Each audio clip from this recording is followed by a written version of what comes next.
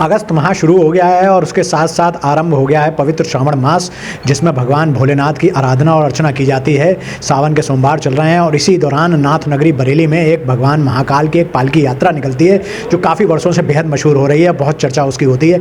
उसके जुड़े हुए आयोजक हमारे साथ मौजूद हैं, आइए उनसे चर्चा करते हैं। हमारे साथ अनुराग जी हैं। अनुराग जी से पहले जानते हैं कि आखिर बाबा महाकाल पालकी यात्रा जो आप लोग निकालते हैं, कितने साल से निकाल रहे हैं और इसके पीछे क्या लॉजिक, क्या उद्देश्य था आपका?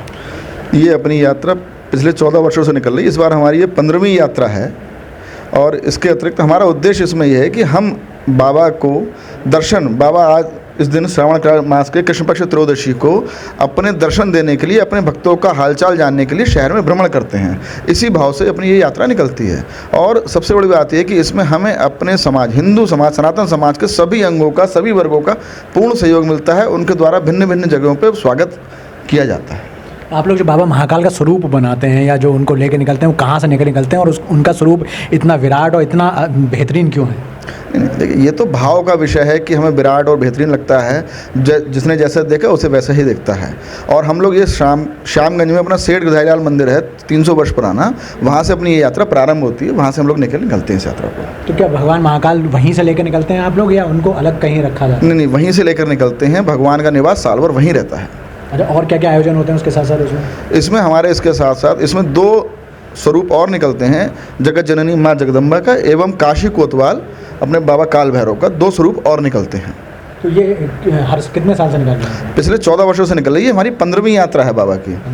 तो ये जो बाबा महाकाल का है, इसका समापन क्या होता है, रास्ता क्या रहता है, रूट प्लान किस समय निकलता है, कैसे चलते हैं? ये अपना शाम को 4 बजे प्रारंभ होगी सेठ गधाईलाल मंदिर श्यामगंज से।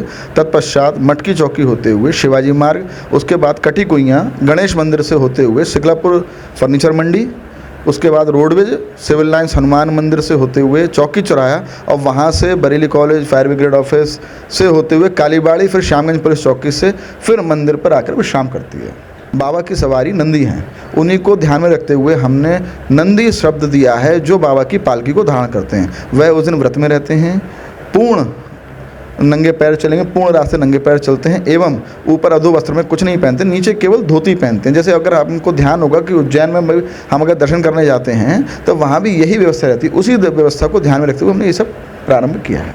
और जब समापन होती है यात्रा, तब क्या कार्यक्रम होता है? जब समापन होता है तो उसके बाद आरती होती है और प्रसाद रहता है।